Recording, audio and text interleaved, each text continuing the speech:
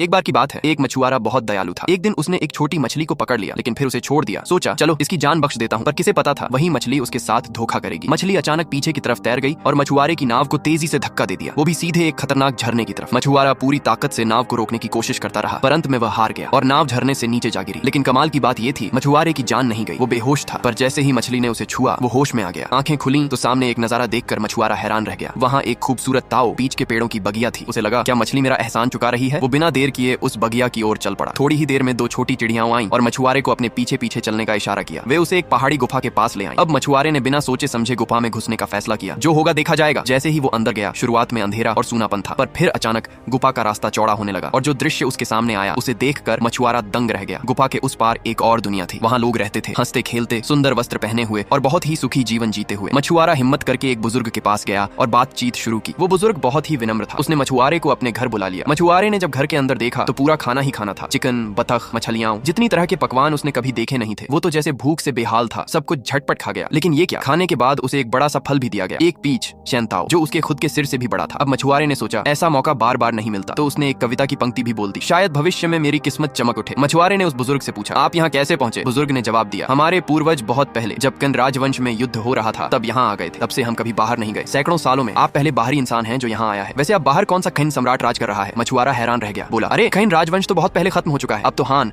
वही सब भी बीत चुके हैं। अभी तो जिन राजवंश का समय है। मछुआरे को ये जानकर बड़ा अचंभा हुआ। वो वहाँ 1 महीने तक रहा। रोज स्वादिष्ट खाना, कोई टैक्स नहीं, कोई सरकार नहीं। लोग वहाँ मेहनत करते, मिलजुल कर रहते, एक दूसरे की इज्जत करते। यहाँ तक कि कुएं का पानी भी ऐसा लगता जैसे शराब हो, इतना मीठा। उसे अपने पुराने जीवन की याद आई, जहाँ मेहनत से मछली पकड़ता, फिर भी सरकार को देना पड़ता। सोचा क्यों ना मैं अपने पूरे परिवार को यहाँ ले आऊं। पर तभी वह बुजुर्ग पहले ही दोंकू गुफा के मुहाने पर उसका इंतजार कर रहा था। बोला, मेहमान आप जा रहे हैं, पर जाते जाते एक विनती है, कृपया इस जगह का राज किसी को मत बताइएगा। मछुआरे ने बाहर से तो हाँ कहा, पर अंदर से सोचा इतनी बढ़िया जगह, जरूर लौट कर आऊंगा। रास्ते में वह चिन्ह छोड़ता गया, पेड़ों पर निशान, पत्थरों पर खरोंच, सब कुछ याद रखने की कोशिश की। लेकिन जब वह अपने घर की तैयारी करके वापस लौटा तो सारे निशान गायब थे। फिर भी हार नहीं मानी। उसने गाँव गाँव में ताओ हुआ युएन पिछली दुनिया की कहानी सुनानी शुरू कर दी। पर उसका ये किस्सा सुनकर वहाँ के ताजदार यानी ताइशु प्रशासक ने बहुत गुस्सा किया, क्योंकि उसने इस जगह को ढूंढने में अपना सब कुछ लुटा दिया, पर उसे कुछ नहीं मिला। तो उसने मछुआरे को बुरी तरह पीटा और मारने का हुक्म दे दिया। तभी उसका एक दोस्त जिसका नाम लियू जी था समय पर पहुंच गया। उसने मछुआरे की जान बचाई और उसकी कहानी पर यकीन किया। मछुआरे ने उसे वो थाव ही पीच की गुठली भी दिखाई जो उसने वहाँ से चुरा कर रखी थी। लियू जी का विश्वास और भी पक्का हो गया। इसके बाद दोनों ने मिलकर ताओ हुआ युएन को ढूंढने की कोशिश की। महीनों बीते, सालों बीते, लेकिन जगह फिर कभी नहीं मिली। लियू जी अब बीमार हो चुका था और आखिरकार अफसोस के साथ उसने दुनिया छोड़ दी। मछुआरे ने उस ताओ हे को